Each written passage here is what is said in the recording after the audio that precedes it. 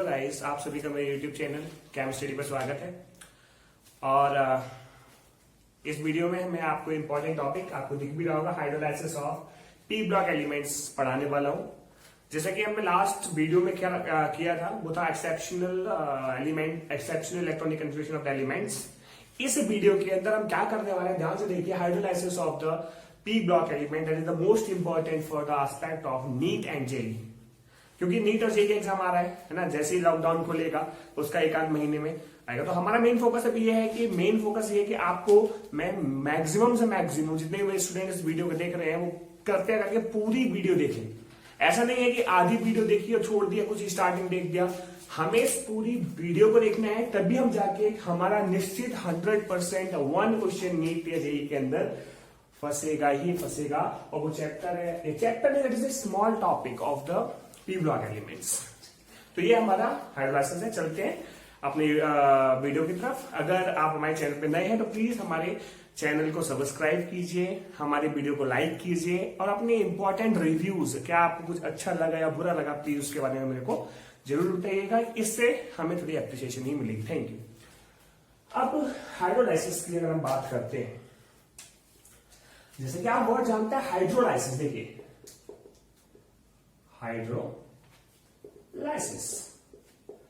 Hydrolysis का मतलब है कि वाटर के प्रेजेंस में किसी भी बॉन्ड का टूटना, that is hydrolysis. Hydrolysis means कि वाटर जैसे कोई बॉन्ड है, कोई मान लीजिए कोई हमारा HCl का जनरली हम एग्जांपल ले लेते हैं। HCl हमारा एक एसिड है, तो वाटर आएगा तो वाटर क्या करेगा, इसको ब्रेक कर देगा। जब इसको ब्रेक कर देगा तो क्या बनाएगा, हमारा इसका हाइड्रोलाइसिस कर देगा। मतलब वाटर के प्रेजेंस में अगर वाटर किसी भी रिएक्शन के अंदर, किसी भी प्रोसेस के अंदर सॉल्वेंट है और उसकी वजह से कोई मॉलिक्यूल टूट रहा है तो उसको हम बोलेंगे हाइड्रोलाइसिस। यहीं पर अगर वाटर के अलावा और कोई दूसरा सॉल्वेंट होगा तो उसको सॉल्वोलाइसिस कहा जाएगा, जैसे अमोनिया हो गया या फिर कोई दूसरा एलिमेंट या दूसरा कंपाउंड है सॉल्वेंट। ओके, तो अभी के लिए हम क्या करेंगे, हाइड्रोलाइसिस पॉइंट देखेंगे, हाइड्रोलाइसिस टॉपिक देखेंगे और जितने भी मोस्ट इंपोर्टेंट कंपाउंड्स हैं उनका सबका एक एक करके सारे का हाइड्रोलाइसिस करेंगे। चलिए अब हम आगे चलते हैं। तो मैंने आपको बता दिया हाइड्रोलाइसिस क्या होता है।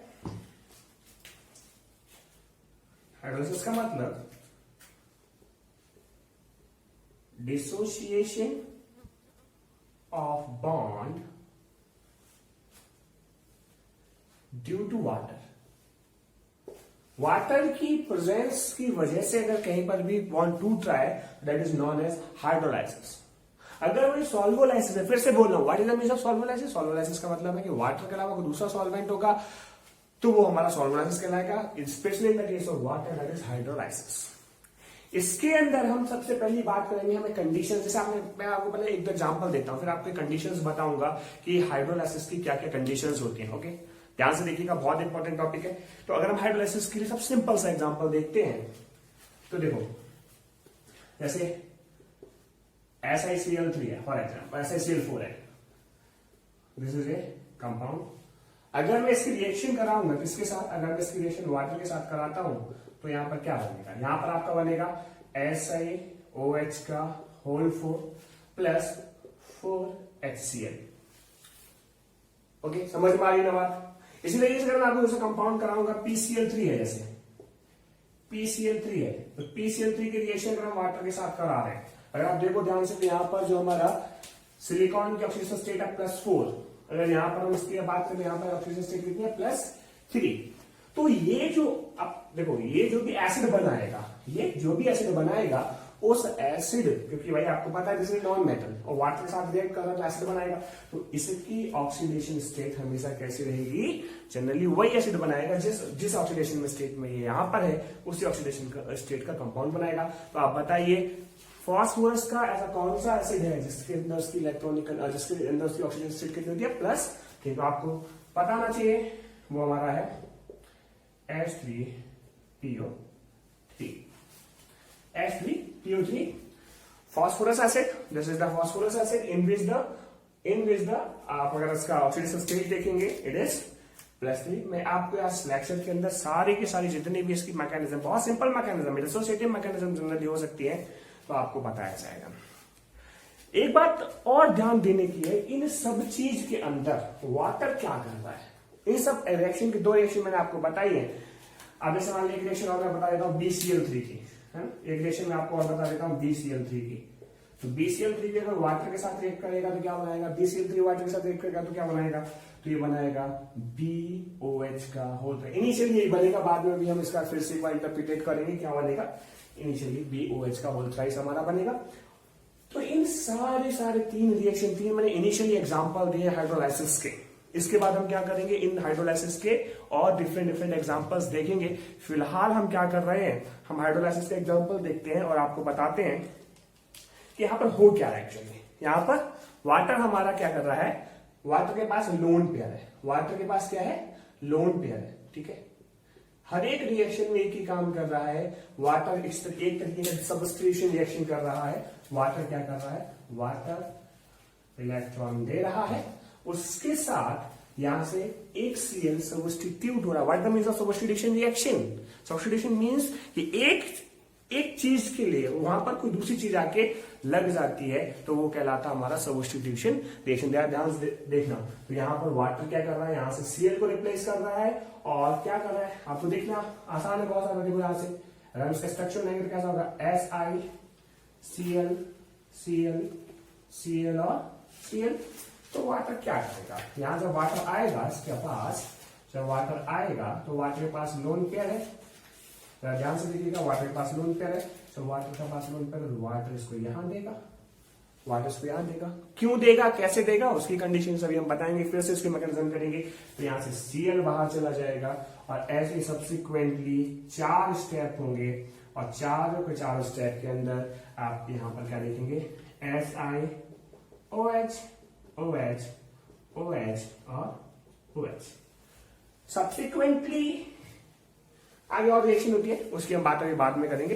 तो ये है हमारा, यहां तक मैंने जो किया है वो हमारा क्या है कि व्हाट इज द हाइड्रोलाइसिस। अब हाइड्रोलाइसिस की कंडीशंस देखेंगे, कृपया इसको नोट डाउन कर लीजिए प्लीज। मैं आपको फिर से बता रहा हूं, जैसे इंपॉर्टेंट टॉपिक, इसको कॉपी पे लिखते रहिएगा साथ साथ।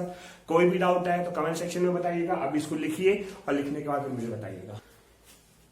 अब हम क्या करेंगे, हमने आपको बता दिया कि क्या हाइड्रोलाइसिस होता है। अब हम इसके बाद चलते हैं, बताएंगे कंडीशंस ऑफ हाइड्रोलाइसिस। हम आपको बताने वाले हैं कंडीशंस ऑफ हाइड्रोलाइसिस।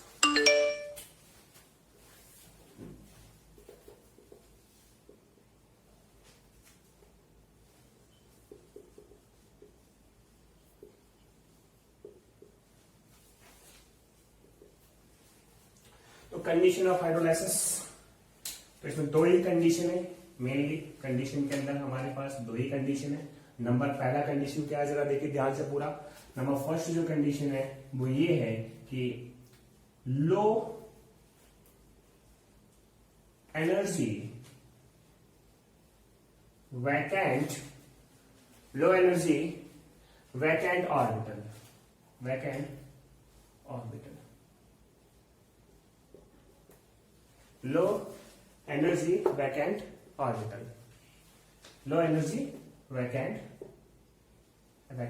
ओके। तो अब इस लो एनर्जी वैकेंट ऑर्बिटल का मतलब क्या है भैया, हमने आपको बताया इनके अंदर जो वाटर होता है, वाटर लोन पेयर डोनेट कर रहा है। जब वाटर लोन पेयर डोनेट कर रहा है तो वाटर एक्ट्स एज ए, बताओ वाटर किसी तरह बिहेव करेगा। जब वाटर लोन पेयर दे रहा है तो आपने ऑर्गेनिक में थोड़ा बहुत तो पढ़ा ही होगा। आपको फिर से बता रहा हूं, ये उनके लिए जो नीट का एग्जाम देने वाले हैं उनको थोड़ा बहुत बेसिक पता होगा कि क्या कैसे करते हैं, तो इसलिए वो कृपया करके थोड़ा सा बेसिक उनको थोड़ा आना चाहिए। तो इसलिए मैं डायरेक्ट फैक्ट की बात करने जा रहा हूं अभी थोड़ी देर बाद। तो यहां पर वाटर, क्योंकि वाटर के पास क्या है, वाटर के पास लोन पेयर है, तो लोन पेयर देखा तो it acts as a nucleophile. इसके तरह बिहेव करेगा, ये न्यूक्लियोफाइल की तरह बिहेव करेगा, क्योंकि what is a nucleophile, which has a lone pair and it donates the lone pair to the species which has vacant orbital, और जनरली ये कह सकते हैं जिसके पास वैकेंट ऑर्बिटल होता है। तो पहला चीज तो low energy vacant orbital. Number दूसरा है कि vacant orbital must have delta positive या पार्शली पॉजिटिव बोल सकते हो। क्या बोल सकते हो, डेल्टा पॉजिटिव चार्ज। क्या होना चाहिए, वैकेंट ऑर्बिटल के पास हमेशा क्या होना चाहिए, वैकेंट ऑर्बिटल के पास क्या होना चाहिए बोलो, होना चाहिए वैकेंट ऑर्बिटल के पास होना चाहिए must have delta, this is the delta. Delta positive charge मतलब होता है पार्शियली पॉजिटिव चार्ज। आपको पता है कि वाटर से डाइपोल, वाटर क्या है, एक डाइपोल है, पोलर मॉलिक्यूल है। तो आपको पता है कि पोलर मॉलिक्यूल के लिए डाइपोल डाइपोल इंटरेक्शन बहुत जरूरी है। जब तक डाइपोल डाइपोल इंटरेक्शन नहीं होगा तब तक ये लोन पेयर को ट्रांसफर नहीं करेगा। तो यहां पर भी क्या होना चाहिए, it must have vacant orbital. तो इसका आपको एक एग्जांपल बताता हूं, एक एग्जांपल करता हूं, और इसके लिए 2-3 तरीके होते हैं। या तो मैं ग्रुप वाइज बताऊं, है ना, ग्रुप वाइज बताऊं, boron family, carbon family, nitrogen family. मैं क्या कर रहा हूं, मैं कंपाउंड वाइज बताता हूं कि सारे हैलाइड्स एक जगह बताऊंगा, सारे हैलाइड्स एक जगह बताऊंगा, उनके बाद ऑक्साइड्स बताऊंगा, ऑक्साइड्स के बाद जो हमारे हेलोजेंस हैं, हेलोजन बताऊंगा, इंटरहेलोजन कंपाउंड वो बताऊंगा, और उसके बाद जो लास्ट बचेगा वो 18th ग्रुप के कंपाउंड्स की हाइड्रोलाइसिस। मैं फिर से बता रहा हूं, 2-3 चीजों की हाइड्रोलाइसिस आती है और आती जरूर है। पहला हमारा कौन कौन सा है, पहला मैंने बोला आपका जितने भी हैलाइड्स हैं, जितने भी हैलाइड्स हैं वो सारे हैलाइड्स। नंबर दूसरा, जितने भी एलिमेंट्स के हैलाइड्स हैं वो, चाहे वो फ्लोराइड्स हो, चाहे वो क्लोराइड्स हो, कोई भी ब्रोमाइड, आयोडाइड, कोई भी हो। नंबर दूसरी चीज है ऑक्साइड्स का हाइड्रोलाइसिस, और नंबर तीसरी चीज है कि ज़ीनॉन के कंपाउंड का हाइड्रोलाइसिस अभी हम करेंगे। तो हम सबसे पहला क्या करने वाले हैं, तो मैंने आपको बता दिया क्या नीड है, इसकी मैं भी एक मैकेनिज्म करके बताता हूं तो आपको थोड़ा सा समझ में आएगा। चलिए पहले हम करके देखते हैं। जैसे मैं एक एग्जांपल लेगा, ध्यान से देखना। NF3 NCl3 and Br3, these are the compound। अगर मैं इन तीनों की स्ट्रक्चर बनाऊंगा तो कैसा स्ट्रक्चर बनेगा, N lone pair F F F lone pair Cl Cl Cl, N lone pair Br Br और Br। These are the structures of this compound। होता क्या है कि इसका जब हम हाइड्रोलाइसिस करते हैं, इस कंपाउंड का जब हम हाइड्रोलाइसिस करते हैं, जब इसका हम वाटर से रिएक्शन कराएंगे तो क्या होगा उसको जरा ध्यान से देख लीजिएगा। जब NCl3 की रिएक्शन कराएंगे, NCl3 की रिएक्शन कराएंगे तो हमारा HOCl बनता है। क्या बनता है, HOCl बनता है। क्या बनेगा, HOCl और प्लस NH3 बनेगा। क्या बनेगा हमारा, HOCl प्लस NH3 बनेगा। उसका ध्यान से देख लीजिएगा कैसे बनेगा, उसको भी आप ध्यान से देखो कि दोनों कंडीशंस को हम अभी आपको बताएंगे कि किस तरीके से ये फॉलो हो रही है इसकी कंडीशंस।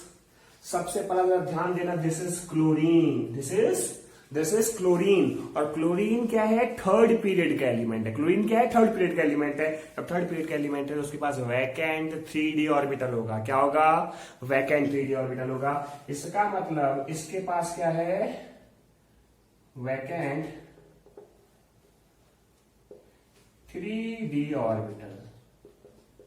अब क्लोरीन के पास वैकेंट 3d है, उसका मतलब क्लोरीन के ऊपर भी डेल्टा पॉजिटिव आना चाहिए। जब क्लोरीन के ऊपर डेल्टा पॉजिटिव आएगा तभी वो अपने, भाई डेल्टा पॉजिटिव हमारे तभी सब डेल्टा पॉजिटिव, मतलब मैं अगर मेरे ऊपर पॉजिटिव चार्ज होगा तो मैं नेगेटिव चार्ज को खींचूंगा। नेगेटिव चार्ज को कैसे खींचेगा, वाटर के ऊपर ऑक्सीजन क्या होता है, what is the structure of oxygen, तो मैं यहां बता दे रहा हूं, ये ना, ये ऑक्सीजन है, यहां डेल्टा पॉजिटिव, ये डेल्टा पॉजिटिव, डेल्टा नेगेटिव। तो ये जो लोन पेयर है, इसमें ध्यान से देखिएगा, बहुत इंपॉर्टेंट है मैकेनिज्म को लेके। ये जो डेल्टा नेगेटिव चार्ज है, ये डेल्टा नेगेटिव, यहां पर ये जो क्लोरीन, क्योंकि आपको पता है नाइट्रोजन क्लोरीन में बहुत कम इलेक्ट्रोनेगेटिविटी डिफरेंस होती है और इवन नाइट्रोजन की हल्की से ज्यादा होती है, इसीलिए ये इलेक्ट्रॉन्स नाइट्रोजन की तरफ शिफ्ट हो जाते हैं और यहां पर आता है आपका डेल्टा नेगेटिव और क्लोरीन पर आता है डेल्टा पॉजिटिव। Got it. तो इसका मतलब जब इसका डेल्टा पॉजिटिव चार्ज, क्योंकि आयनिक इंटरेक्शन है, क्या है, ये डाइपोल डाइपोल आयनिक इंटरेक्शन है, या कैसे डाइपोल डाइपोल इंटरेक्शन है, यहाँ डेल्टा पॉजिटिव इसका डेल्टा नेगेटिव ऑक्सीजन का जब इंटरेक्ट करेगा तो ये अपने लोन पेयर को इस क्लोरीन के वैकेंट ऑर्बिटल में डालेगा। तो देखो मैं यहाँ तो इसको मैं अभी दोबारा बता दूंगा, ठीक है। तो होगा क्या, देखो NCl Cl Cl, ठीक है। अब वाटर क्या करेगा, वाटर का लोन पेयर डालेगा। तो जो वाटर का लोन पेयर डालेगा तो OH लोन पेयर, तो देखो ये तो करेगा इसके साथ बॉन्ड, ध्यान से देखिएगा, ध्यान से देखो, और ये जाएगा इधर। तो यहां क्या बन जाएगा, देखो यहां बन जाएगा आपका N lone pair Cl Cl और ये बॉन्ड टूट ही गया है, ये तो बॉन्ड टूट ही गया, तो ये जो H है यहाँ नेगेटिव आएगा, वो इस H को ले लेगा, तो ये क्या बना देगा HOCl, क्या बना देगा देखो HOCl बना देगा, तो प्लस यहाँ H लग जाएगा प्लस HOCl बना देगा। तो सब्सिक्वेंटली रिएक्शन 3 बार होगी, कितनी बार होगी? रिएक्शन 3 बार होगी और हमारा प्रोडक्ट है। फटाफट से इसको मैं फिर से एक बार रिपीट कर दे रहा हूं। NCl3 के अंदर जब वाटर से रिएक्शन होगी तो यहाँ जो डेल्टा पॉजिटिव चार्ज क्लोरीन के ऊपर बना है ड्यू टू लो इलेक्ट्रोनेगेटिविटी, आप बोल सकते हो, यहाँ डाइपोल नाइट्रोजन की तरफ बनेगा, ठीक है। इसका क्लोरीन का डेल्टा पॉजिटिव वाटर के डेल्टा नेगेटिव से इंटरेक्ट करेगा और हमारा ये रिएक्शन देगा और ये रिएक्शन 3 बार रिपीट होगी और यहां से क्या मिलेगा? 3HOCl मॉलिक्यूल बनेगा। जरा इसको ध्यान से देख लीजिएगा, क्या बनेगा? 3HOCl molecule. अब हम क्या करने वाले हैं, अब इसका एक बार बता देते हैं इसका क्या केस है। अब ये हो गया, अगर आपको नहीं समझ में आया फिर से देख लीजिएगा, मैंने बता ही दिया, 2 बार रिपीट कर दिया। अगर आपको डाउट रह गया है इसके अंदर अब भी तो आप कमेंट सेक्शन में बता दीजिएगा। This is the reaction due to the vacant orbital of chlorine and due to the delta positive charge of chlorine, ठीक है। अब सेम रिएक्शन, ये तो हो गया होगा, आपका लिख लिया होगा, नहीं लिखा है कॉपी पर नोट जरूर बना लीजिएगा। और अब देखो आगे, अगर मैं बात करता हूं NBr3 की, अगर बात करता हूं मैं NBr3 की, ये भी सेम रिएक्शन करेगा। ये क्या करेगा? 3 वाटर के मॉलिक्यूल बनाए लेगा और सेम जैसी रिएक्शन दी थी वही रिएक्शन ये भी देगा, तो क्या बना देगा? ये बना देगा NH3 plus 3HOBr। Any doubt? I think नहीं होना चाहिए, अगर है तो फिर बाद में बता देना। अब भैया भाई साहब जरा इसको ध्यान से देखिएगा, ये NF3 है, इसका हाइड्रोलाइसिस नहीं होता है। मैं फिर से बता रहा हूं, NF3 का हाइड्रोलाइसिस नहीं होता है। There are 2 reason behind that. पहली चीज क्या है, अगर आप देखो ध्यान से कि इसके पास भी वैकेंट ऑर्बिटल नहीं, कौन है? नाइट्रोजन है भाई साहब, फ्लोरीन, क्योंकि हमारा 2 सेकंड पीरियड का एलिमेंट है, इसके पास भी वैकेंट ऑर्बिटल नहीं है, तो ना तो भाई इनके पास वैकेंट ऑर्बिटल है ना ही इसके पास वैकेंट ऑर्बिटल है।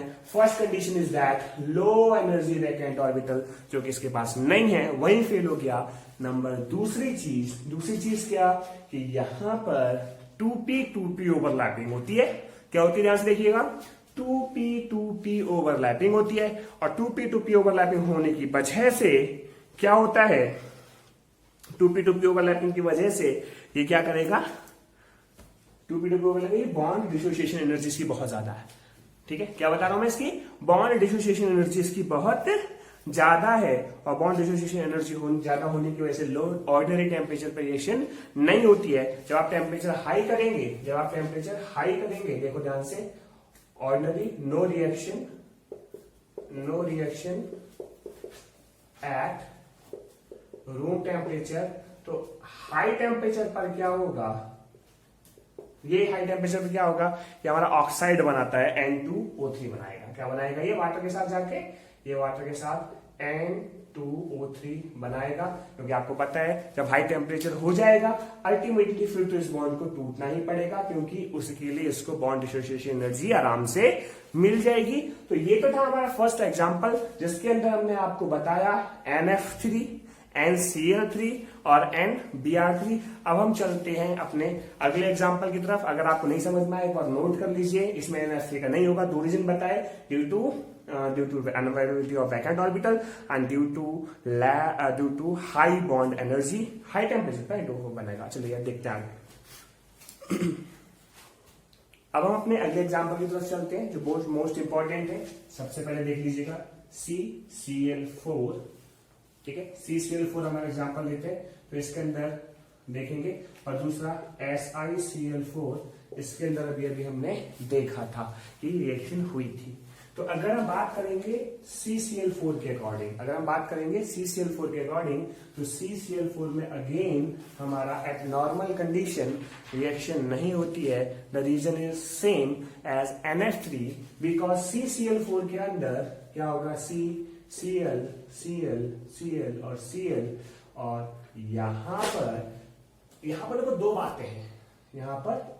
बातें हैं, अगर आप ये कहोगे कि सर जैसे अभी आपने NaCl3 या NBr3 की रिएक्शन करा दी थी तो यहाँ पर HOCl बना देना चाहिए, लेकिन ये रिएक्शन नहीं करेगा। दो रीजन है, एक तो ये बॉन्ड कैसा होता है हमारा, स्ट्रांग होता है। बॉन्ड कैसा होता है हमारा, CCl बॉन्ड भी कैसा होता है, स्ट्रांग होता है। कार्बन के ऊपर भी, मैं क्या बता रहा हूं ध्यान सुनिएगा, कार्बन के ऊपर भी वैकेंट ऑर्बिटल या नहीं है, पहली चीज। और दूसरा, इनका जो इलेक्ट्रोनेगेटिविटी डिफरेंस है वो बहुत ही कैसा है, कम है। समझ में आ रहा ना बात भाई, कार्बन और क्लोरीन का जो इलेक्ट्रोनेगेटिव डिफरेंस है वो बहुत कम है। एक रीजन और है, एक तो दो बात तो समझ में आ गई, यहाँ पर no vacant orbital of the centre atom, और दूसरी बात ये है कि ये सिमेट्रिकल टेट्राहेड्रल स्ट्रक्चर है, तो इसके अंदर कोई भी डाइपोल नहीं है। इसके अंदर क्या नहीं है, कोई भी डाइपोल नहीं है, ठीक है, क्योंकि यहां पर इसका वेक्टर ये जाएगा, इसका वेक्टर ये जाएगा, इसका वेक्टर ये जाएगा, इसका वेक्टर ये जाएगा, तो इसके अंदर कोई भी एक सर्टेन ना तो वैकेंट ऑर्बिटल है ना ही डाइपोल है। जब तक डाइपोल का मतलब डेल्टा पॉजिटिव है, डेल्टा नेगेटिव चार्ज इसके अंदर है ही नहीं। जब नहीं है तो फिर क्या होगा भाई साहब, जब नहीं, अच्छा है क्यों नहीं, आपने बॉन्डिंग चैप्टर पढ़ा होगा, क्योंकि तीन नीचे भाई टेट्राहेड्रल कैसा होता है, अगर आपने देखा है टेट्राहेड्रल, तो टेट्राहेड्रल बिल्कुल ऐसा होगा। देखो ध्यान से, अगर आपको दिख रहा हो तो, अगर आपको दिख रहा हो ध्यान से देखो, ये होता है टेट्राहेड्रल, ठीक है, 1 2 3 नीचे एक ऊपर, जैसे टेट्राहेड्रल, तो 1 2 3 इसका, अगर आप देखो डाइपोल सील की ज्यादा होती है, थोड़ी सी ज्यादा होती है, वो नीचे खींचेगा, एक के ऊपर, तो इन तीनों का जो रिजल्टेंट है वो ऊपर वाला क्या कर देगा, कैंसिल कर देगा, जिसकी वजह से इसके अंदर डाइपोल नहीं है, ठीक है। तो इसका हाइड्रोलाइसिस नहीं होता है एट नॉर्मल कंडीशन। लेकिन जब आप क्या कर दोगे, हाई टेम्परेचर कर दोगे, तो COCl2 बना देगा। क्या बना देगा ये, COCl2 बना देगा। देखो मैं फिर से बता रहा हूं, सेम जैसे पहला वाला कंडीशन था, एट हाई टेम्परेचर ये क्या करेगा, COCl2 फोजीन गैस है, और फोजीन गैस कैसी होती है, हाईली पॉइजनस गैस होती है, ठीक है। तो हाई कंडीशन का तो तुम जानते हो कि एक्टिवेशन एनर्जी मिल जाती है, बॉन्ड आराम से डिसोसिएट हो जाएगा, नॉर्मल कंडीशन में रिएक्शन नहीं होगी। SiCl4 का तो मैंने अभी 2 मिनट पहले बताया ही था कि SiCl4 में क्या होता है। देख लो, वाटर अगर आपका वाटर आपका 4 इक्विवेलेंट दिया हुआ है, अगर वाटर आपका 4 इक्विवेलेंट दिया हुआ है तो क्या बनेगा आपका, ये बनेगा SiOH का होल 4। अगर इसमें आप फर्दर आप देखोगे तो ये फर्दर आप देखोगे तो ये कन्वर्ट हो जाता है किसमें, SiO2 में, ठीक है, ठीक है। तो ये हमारा, ठीक है, इसके आगे हम अभी देखते हैं कैसे क्या कन्वर्ट होगा। ये हमारे कोई स्पेसिफिक एग्जांपल है, इसी एग्जांपल के अंदर पार्शियल हाइड्रोलाइसिस होती है। ये एग्जाम में बार बार पूछे गए हैं, हर बार पूछे गए हैं, तो कृपया इस बात को याद रखिएगा। और हम 1 by 1 सारे एग्जांपल्स के हम करके देखते हैं, फटाफट से जल्दी करते हैं वरना वीडियो बहुत बड़ी हो जाएगी। BF3 की रिएक्शन जब हम वाटर के साथ कराएंगे तो हमारा क्या बनेगा, देखिए ये बनेगा BOH का होल थ्राइस प्लस HF बनेगा। कितना HF बनेगा, यहाँ से आपको 3 मॉलिक्यूल वाटर के लेने पड़ेंगे और यहाँ पर 3HF बनेगा। अब आपको पता है यहाँ पर अभी भी इसकी ऑक्टेट कंप्लीट नहीं है, तो ये अपना ऑक्टेट कंप्लीट करना चाहेगा और फिर से क्या करेगा, देखो फिर से ये हमारा BF3 के मॉलिक्यूल्स इस 3HF के साथ इसके भी 3 मॉलिक्यूल्स एक कंपाउंड बनाएंगे, वो होगा हमारा HBF4 माइनस और ये प्लस, ये भी 3 बनेगा, ओके। तो दिस इज द, ये रिएक्शन यहां स्टॉप नहीं होगी क्योंकि अभी भी इसका ऑक्टेट कंप्लीट नहीं है, ये इसका रीजन है, इसलिए रिएक्शन आगे प्रोसीड करेगी। अगर रिजल्टेंट इक्वेशन लिखनी है आपको तो 3HF से 3HF कैंसिल हो जाएगा, वो देखिएगा ये रिएक्शन के अंदर, तो कितना आ जाएगा आपका, देख लीजिए 6BF3 plus 3H2O, it gives BOH का whole thrice plus 3H plus BF4 minus. Similarly अगर हम SiO4 माइनस, सेकेंड है हमारा SiO4 माइनस, और SiF4 की रिएक्शन वाटर के साथ कराएंगे तो ये भी सेम रिएक्शन ऐसे देगा। क्या देगा ये, SiOH का होल 4 प्लस H2SiF6। तो ये आपके इंपॉर्टेंट एग्जाम्पल है, ठीक है। जो बचे हुए हैं उनको मैं भी हटा के फिर से दोबारा लिखता हूं और इसको आप लिख दीजिएगा। और अब इसके बाद हम BiCl3 का करेंगे, यहाँ जगह है अभी BiCl3, BiCl3 है ना, फिर से वाटर के साथ करेंगे तो ये क्या बनाएगा BiO प्लस Cl माइनस, और जितने भी इसके SB हो गया, चलो मैं इसको लिख ही देता हूँ, आप लोग फटाफट से इसको पॉज करके लिख लीजिएगा। बचा हुआ एक दो जो हमारे एग्जाम्पल है, इन एग्जाम्पल्स को भी हम इसको मिटाल के करते हैं, देखते हैं आगे। अब हम ये 3 बचे हुए एग्जाम्पल करते हैं फटाफट से। SbCl3, इसको अगर आप वाटर से रिएक्ट कराओगे तो ये भी बनाएगा SbO plus Cl minus. Similarly VCl3 की रिएक्शन कराओगे आप वाटर के साथ तो फिर से ये क्या करेगा, ये करेगा आपका VO प्लस Cl माइनस। ये एक स्पेसिफिक एग्जांपल है, VCl5 जब वाटर से आपका रिएक्ट करेगा तो VO2 प्लस और Cl माइनस बनाएगा। ये आपका इंपॉर्टेंट एग्जांपल्स हैं, इसको आप लिख लीजिएगा, बार बार एग्जाम में ये पूछे गए। अब हम कुछ अलग एग्जांपल्स करेंगे, देखते हैं आगे। अब हम एक अगला एग्जांपल करने वाले हैं जिसमें हम SF6 का देखेंगे। SF6, ठीक है, एक्चुअली क्या है, SF6 जो होता है हमारा, इसमें हाइड्रोलाइसिस अगेन नहीं होती है। क्यों नहीं होती है? बहुत सिंपल सा रीजन है कि सल्फर के सराउंडिंग में ऑक्टाहाइड्रल फैशन में ये हमारे 6 के 6 फ्लोरीन जुड़े रहते हैं। और आपको पता है कि सल्फर जो है हमारा, ये जो हमारा सल्फर है वो एक छोटा सा एटम है, और एक छोटे से एटम के सराउंडिंग में 6 एटम्स आ जाते हैं, जिसकी वजह से स्टेरिक हिंड्रेंस बढ़ जाती है, तो वाटर को आने के लिए इसको स्पेस नहीं मिलता है। लेकिन जैसे जैसे हमारा सेंट्रल मेटल का साइज बढ़ेगा, जैसे हमारा मान लीजिए SeF6 हो गया या TeF6 हो गया, है ना, तो हाइड्रोलाइसिस का जो अगर रेट की अगर हम बात करेंगे तो इस रेट में हमारा बढ़ेगा। सबसे फास्टेस्ट कौन करेगा? ये सबसे फास्टेस्ट TeF6 टेल्यूरिक एसिड बनाएगा। क्या बनाएगा? टेल्यूरिक एसिड बनाएगा। इसको वाटर से आप रिएक्ट करिएगा तो ये बनाएगा आपका H6TeO6, या फिर आप लिख सकते हो TeOH का होल 6 टेल्यूरिक एसिड बनाएगा। और इसके बाद हम क्या करेंगे, अब हम कुछ अपने दूसरे एग्जांपल्स करेंगे। सबसे इंपॉर्टेंट है इंटरहैलोजन कंपाउंड्स। इंटरहैलोजन कंपाउंड्स का हर बार एक नया क्वेश्चन आता ही आता है। What are the interhalogen compounds, जिसमें जो 2 हैलोजन के द्वारा मिले होते हैं, जो 2 हैलोजन के मिलकर बने होते हैं उनको इंटरहैलोजन कंपाउंड्स करते हैं। अब हम अगला एग्जांपल इंटरहैलोजन कंपाउंड्स का करेंगे। अब हम करेंगे इंटरहैलोजन कंपाउंड की हाइड्रोलाइसिस। तो इंटरहैलोजन कंपाउंड मैंने आपको बताया, these are the compounds which are formed by the 2 halogens in which they are covalently bonded with each other. जब दो हैलोजन आपस में कोवैलेंटली बॉन्डेड रहते हैं तो वो क्या कहलाते हैं? इंटरहैलोजन कंपाउंड कहलाते हैं। और interhalogen compounds are more reactive than the ordinary halogen. Okay, group number 17 में आप हैलोजन पढ़ते हैं, वही है इंटरहैलोजन कंपाउंड। रीजन वही है कि हैलोजन आपका मतलब उसमें कोई चार्ज नहीं होता, लेकिन इंटरहैलोजन कंपाउंड में चार्ज होता है, क्योंकि डाउन द ग्रुप जाते हैं तो इलेक्ट्रोनेगेटिविटी घटती है। तो जब 2 अलग अलग हैलोजन का कंपाउंड बनेगा उनको इंटरहैलोजन कंपाउंड बोलेंगे।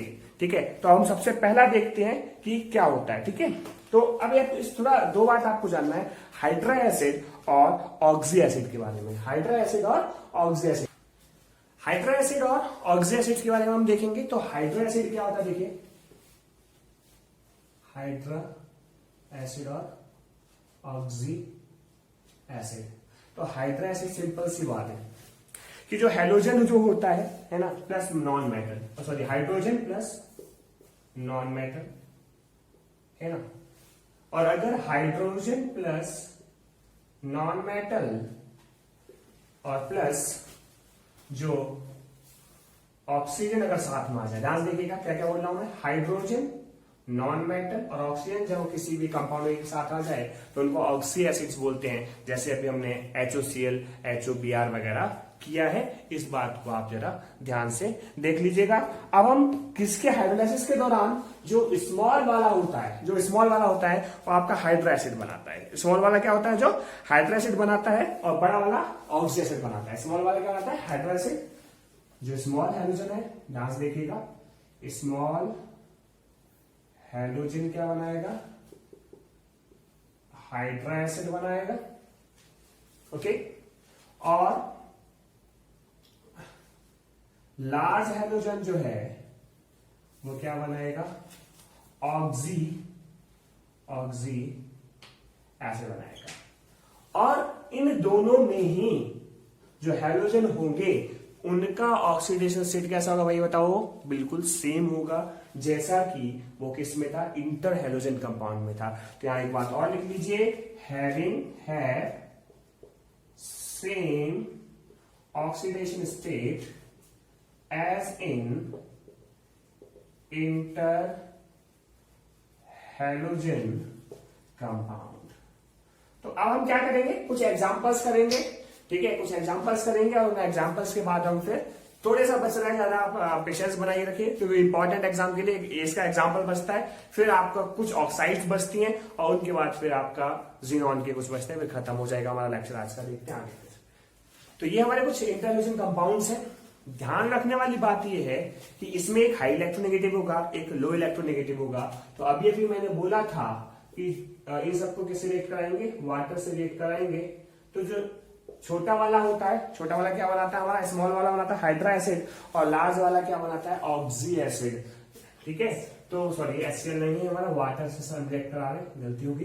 तो जब वाटर से रिएक्ट कराएंगे तो वो बहुत इंपॉर्टेंट है, ठीक है। तो अब हम वाटर से रिएक्ट कराएंगे तो उसमें स्मॉल वाला कौन है भाई, Cl कैसा है, स्मॉल है ना, और I क्या है, लार्ज। तो अभी मैंने क्या बताया था, लार्ज वाला क्या बनाएगा, लार्ज वाला क्या बनाएगा हमारा, ऑक्सी एसिड बनाएगा। लार्ज वाला क्या बनाएगा, ऑक्सी एसिड बनाएगा।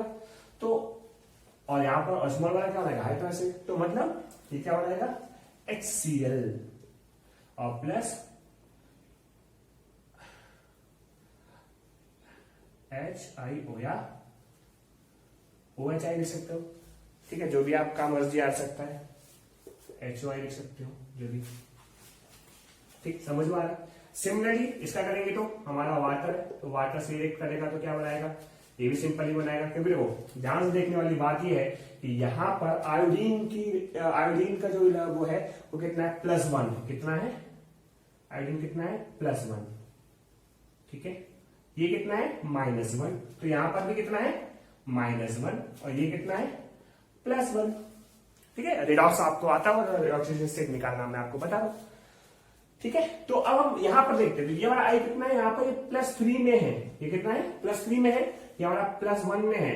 तो अब क्या होगा भाई साहब, अब सॉरी ये +3 में -1 में है, तो अब क्या होगा, अब वही होगा जो मैंने अभी बताया था, HCl तो बनेगा ही, क्या बनेगा, HCl तो बनेगा ही, ठीक है। और उसके बाद अब क्या बनेगा, अब आपका बनेगा इसका HiO2, अब क्या बन जाएगा HiO2। अगर आप देखोगे इसके अंदर इसका ऑक्सीडेशन स्टेट कितना, -1, इसका कितना है, इसका कितना है +3, ठीक है। तो these all are the reactions of disproportionation, तो नहीं कह सकते इनको क्योंकि एक एलिमेंट का डिस्प्रपोर्शनेशन रिएक्शन नहीं एक्चुअली। तो अब देखो अगला लास्ट एग्जांपल, लास्ट आयोडीन का, जब इसको वाटर से रिएक्ट कराएंगे तो क्या होगा, ध्यान से देखो, ये भी HCl बनाएगा और ये क्या बनाएगा, HiO3 बनाएगा, जिसके अंदर ये +5 में है और ये -1 में है, ये -1 में है, ये +5 में, स्पीड बढ़ाइएगा, ठीक है। जल्दी फटाफट से इसको जब हम वाटर से रिएक्ट कराएंगे तो ये भी बिल्कुल सेम एज इट इज है जैसा हमने ऊपर करा था। एक मैं करके दिखा दे रहा हूं, ये आप खुद अपने आप करके दिखाएंगे। तो छोटा वाला है फ्लोरीन, तो क्या बनाएगा, HF बनाएगा, और जो बड़ा वाला है वो क्या बनाएगा, आपका ओइक एसिड बनाएगा। तो बड़ा वाला कौन है, Cl है यहाँ पर, तो Cl जो बड़ा है तो क्या बना देगा। अच्छा ऑक्सीडेशन स्टेट भी देखनी पड़ेगी, क्या देखनी पड़ेगी, ऑक्सीडेशन स्टेट भी। तो ऑक्सीडेशन स्टेट कितनी है इसकी, +3 है, यहाँ -1 है, तो +3 का, तो +3 का तो आपको दिख ही रहा होगा, HClO2 बनाएगा। और इसको आप खुद ट्राई कर लीजिए, या आप जब खुद ट्राई कर लेंगे तो आप इसको देख सकते हैं। तो ये हमारे सारे इंटरनेशनल कंपाउंड्स थे। अब हम इनके ऑक्साइड्स की, नॉन मेटल ऑक्साइड्स की तरफ चलते हैं, सारे पी ब्लॉक एलिमेंट्स की, उसके बाद एजिनॉन, फिर हमारा आज का टॉपिक क्लोज हो जाएगा। Thank you. अब हम क्या करेंगे, अब हमने आपको जैसे बताया था, जैसा वादा किया था उसके according hydrolysis of non metal oxides.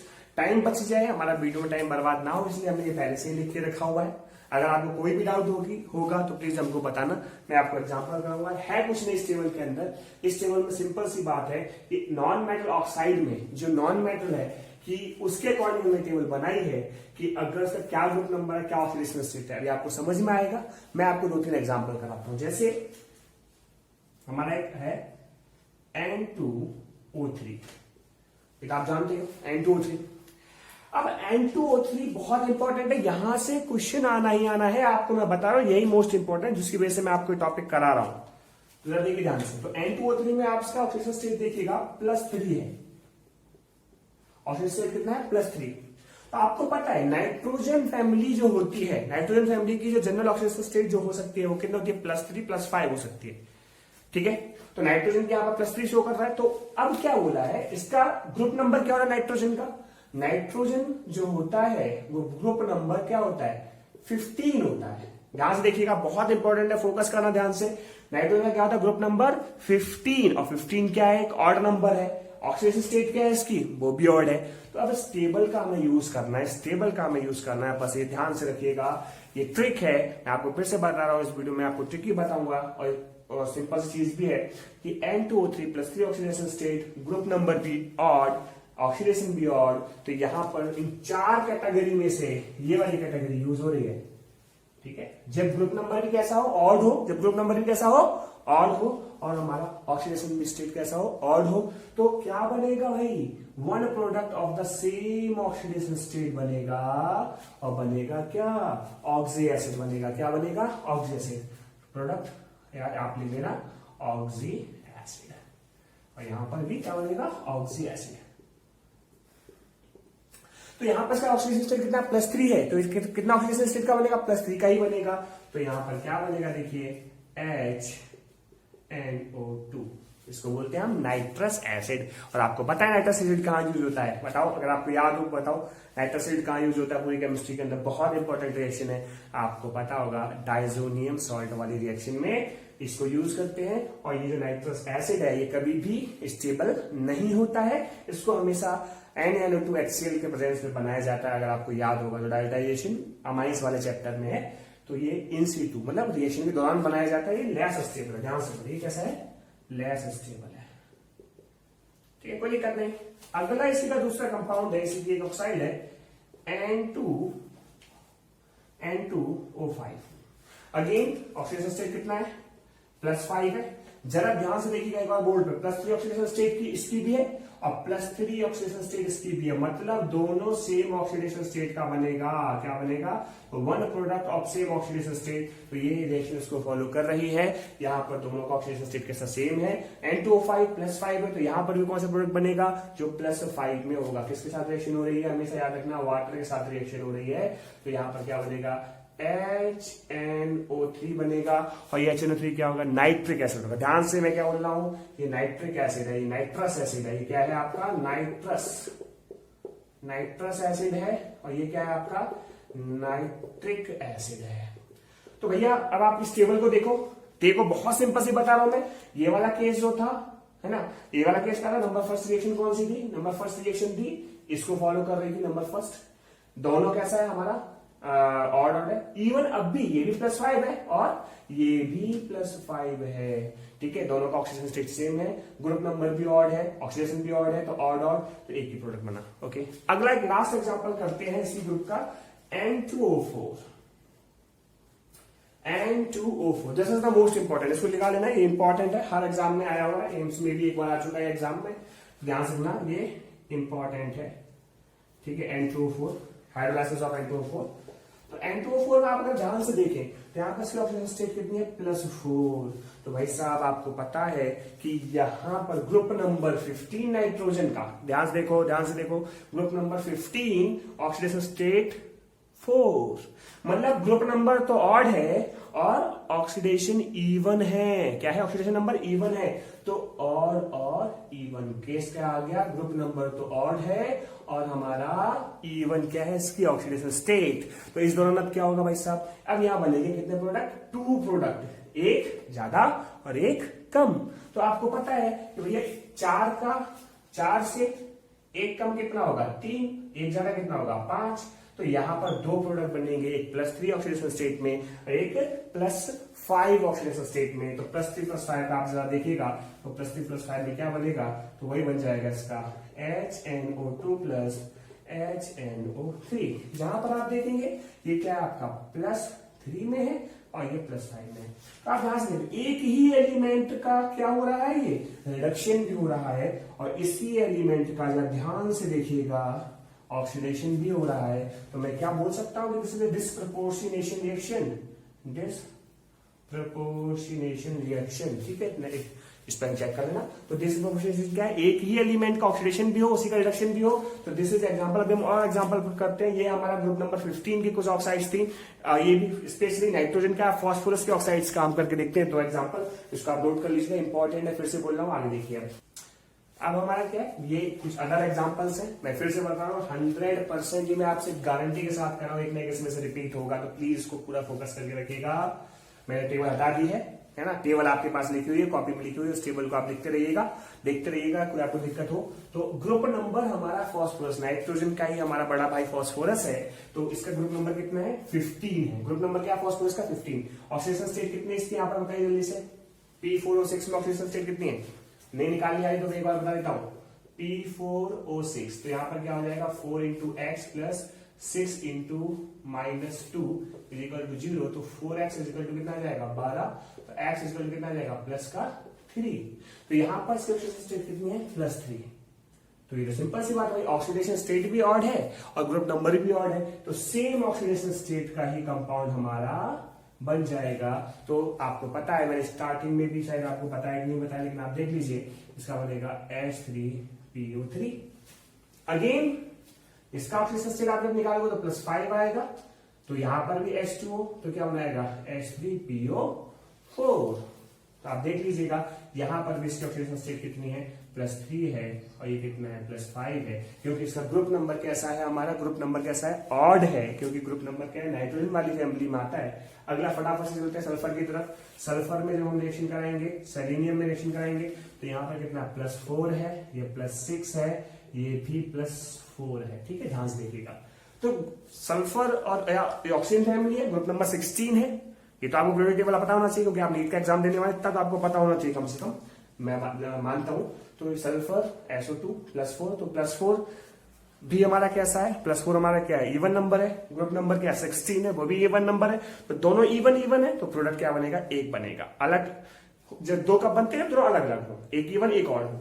तो यहां पर क्या है, तो +4 का बनेगा, तो आप तो बना दीजिएगा H2SO3। सल्फ्यूरस एसिड है, क्या ये सल्फ्यूरस एसिड है। यहां क्या बनेगा, H2SO4 सल्फ्यूरिक एसिड बनेगा। यहां पर क्या बनेगा, सेलेनिक एसिड बनेगा, +4 का ही बनेगा, तो H2SeO3, ठीक है। फिर से जल्दी से इनको ट्राई करते हैं, एक आध को आप घर से भी खुद से भी ट्राई कर लीजिएगा, एक आपका भी कुछ थोड़ा बहुत बनता है, हम आपको बता ही रहे हैं। तो फिलहाल इनका ग्रुप नंबर 17 है। ये कैसा है, ये ग्रुप नंबर 17, ध्यान रखना। ये ग्रुप नंबर कितना है, 16 है। ये ग्रुप नंबर कितना है, ये हमारा ग्रुप नंबर 15 है, ठीक है।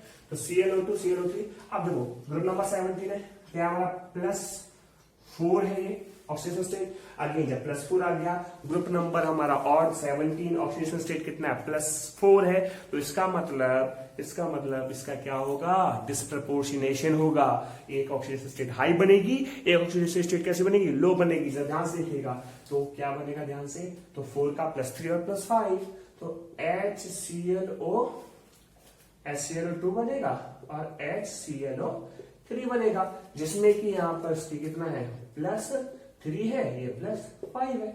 भाई ये भी क्या है, +6 है। यहाँ पर क्या है, हमारा +6 ऑक्सीडेशन स्टेट है ClO3 में। तो यहाँ पर एक +5 का बनेगा, एक +6 का बनेगा। तो यहाँ पर क्या बनेगा, ध्यान से देखिएगा, ये बनेगा आपका HClO3 + HClO4, जिसमें कि +6 है, तो ये बनेगा +5, तो ये +5 और +7, ठीक है, क्योंकि ये 6 का एक नीचे का एक ऊपर का। तो ये हमारा एग्जांपल। तो ये आप 2 घर से ट्राई करिएगा, जिस तरीके से मैंने आपको ऊपर वाले बताए। तो प्लीज इनका आंसर मुझे कमेंट बॉक्स में चाहिए। जब भी मैं नेक्स्ट वीडियो में आऊंगा तो मैं आपको ये याद दिलाऊंगा कि ये इंपॉर्टेंट है। ये Cl2O7 है, ध्यान से, 4 नहीं है, ये Cl2O7 और Cl2O6 भी कैसे करिएगा। अब हम चलते हैं हेलोजन का हाइड्रोलाइसिस और बस कंपाउंड ऑफ ज़ीनोन, फिर हमारा खत्म हो जाएगा। Thank you. तो ये हमारा क्या है, हाइड्रोलाइसिस ऑफ हेलोजन है, ठीक है, फटाफट से करते हैं। तो हेलोजन में ये जो स्पेशल केस है फ्लोरीन, क्योंकि आपको पता है fluorine is the even more electronegative या is the most electronegative in the periodic table. तो ये क्या करता है, बहुत इंपॉर्टेंट है, एनसीईआरटी की इक्वेशन है इसीलिए। तो F2 + H2O जब ये वाटर के साथ रिएक्शन करता है, यहाँ पे एक अजीब रिएक्शन हो जाती है। जो अब तक देखी नहीं वो रिएक्शन यहाँ हो जाती है। तो वो रिएक्शन क्या हो जाती है, देखो ये क्या है, ये तो भैया ये जो फ्लोरीन है ये तो ऑक्सीजन के पिताजी निकल गए। कैसे पिताजी निकल गए कि ऑक्सीजन से इलेक्ट्रोनेगेटिविटी इसकी ज्यादा है, तो अभी इससे इलेक्ट्रॉन इसको देगा नहीं, क्या करेगा, इलेक्ट्रॉन ले लेगा।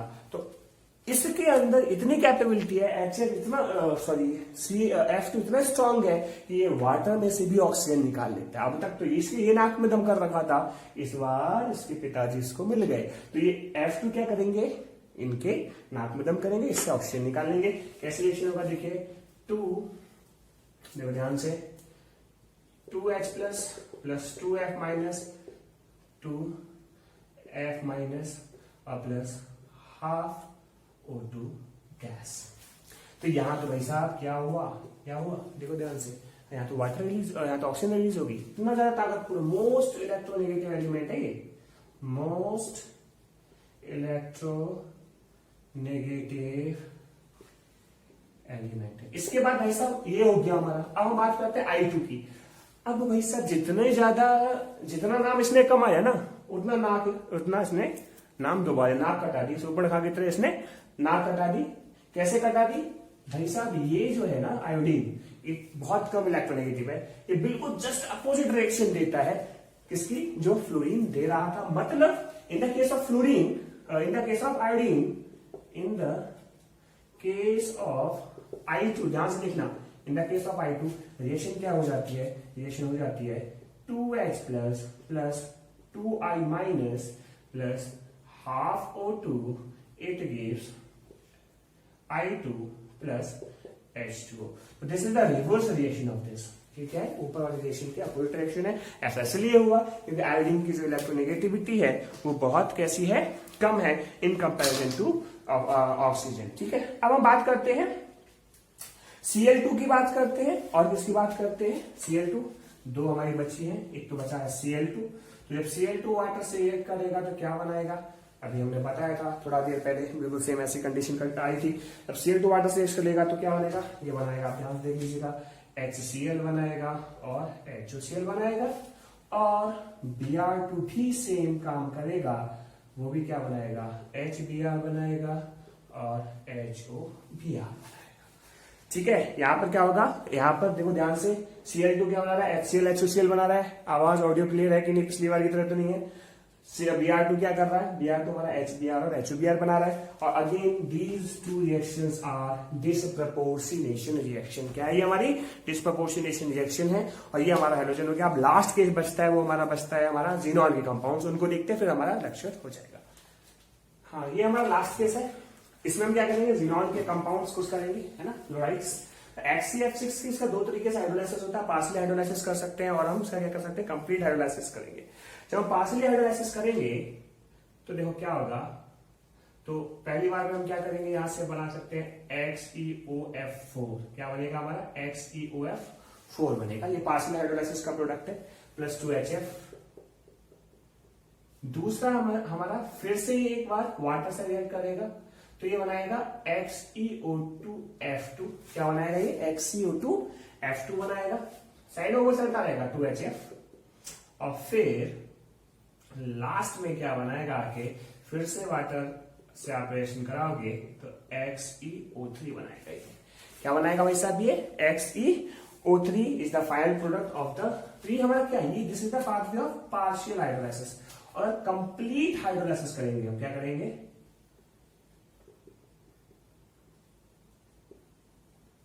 कंप्लीट हाइड्रोलाइसिस करेंगे तो हमें एक्सेस वाटर लेना पड़ेगा। वाटर क्या लेना पड़ेगा हमें, एक्सेस। जो वाटर एक्सेस लेना पड़ेगा, प्रोडक्ट तो वही बनेगा ना अल्टीमेटली, प्रोडक्ट क्या बनेगा अल्टीमेटली। देखो भाई साहब, मैं फिर से बता रहा हूं, ये जो XeOF4 है, XeO2F2 है, XeO3 है, XeF6 है, ऐसा कोई सा एग्जाम नहीं है, नीट सारे एग्जाम में इनके स्ट्रक्चर पूछे गए हैं, तो इसलिए उनका आप एज पर थ्योरी वाले जो स्ट्रक्चर है उसको आप याद रखिएगा। जल्दी से खत्म करते हैं। दूसरा हमारा XeF4 है, क्या है, XeF4। इसका अगर हम हाइड्रोलाइसिस करेंगे तो वो क्या होगा, तो वाटर से रिएक्शन करेंगे तो क्या होता है इसका, ये बनाता है हमारा सिमिलर वही XeO3 plus Xe plus HF। ठीक है, ये बनाएगा और हाफ O2 भी बनेगा, प्लस हाफ O2। तो this is the reaction of the HCl4। ये स्पेशल केस है HCl4 का, जिसमें O2 भी बनता है। ठीक है, यहाँ पर ये स्पेशल केस है, इंपॉर्टेंट है, ये भी याद रखना। इवन ये भी इंपॉर्टेंट ही है। अगर आप देखो this is the disproportionation, disproportionation है क्या? नहीं, डिस्प्रोपोर्शनेशन ही है साइड। देखो +4 तो यहाँ पर है इसकी, देखो +4, ये इसका +6 है, ये 0 है। So this is also example of disproportionation. Now we are going to the last and final example for today. XeO2 plus H2O। तो इस लास्ट एग्जाम्पल की तरफ जो हम चलेंगे तो इसका क्या होगा? Simple Xe plus half O2 plus HF। This is the final product of the reaction. और ये हमारा सारी हाइड्रोलाइसिस की प्रोसेस हो चुकी है। अगर आपको कोई भी समस्या हो तो प्लीज कंप्लीट पूछ लीजिएगा। आपको फिर से बता रहा हूं, फिर से इंपॉर्टेंट बता रहा हूं कि ये सारी रिएक्शन आप लास्ट से पेपर उठा के देख लो। ये भी नीट में पूछी गई है ना, ये भी नीट में पूछी गई, ये भी नीट में पूछी गई। तो मैंने इसलिए इंपॉर्टेंट टॉपिक बनाया है कि आपको रिएक्शन मिल जाए। फिर से कह रहा हूं, अब मैं फाइनल दे रहा हूं टच कि अब तक अगर आपको कुछ समझ नहीं आया तो प्लीज कमेंट बॉक्स में बताइएगा। हमारे चैनल को सब्सक्राइब करिए जो लोग नए हैं। और अगर आपको कोई टॉपिक टफ लगता है, मेरा कोई भी स्टूडेंट इस वीडियो को देख रहा हो, ठीक है, कोई टॉपिक, ठीक है, बता दीजिएगा। कोई 9th-10th का स्टूडेंट है, वो भी आप, एक हमारा दूसरा चैनल है लेट्स लर्न, उसके बारे में आप देख सकते हो। मैं उसकी डिस्क्रिप्शन में लिंक दे दूंगा।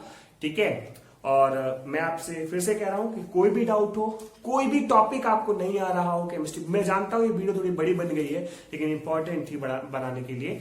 और धन्यवाद। और हमारे चैनल को सब्सक्राइब करिए, ठीक है, और जितना शेयर हो सके करिए। अच्छे वीडियो में आपको लाते रहूंगा। धन्यवाद, जय हिंद।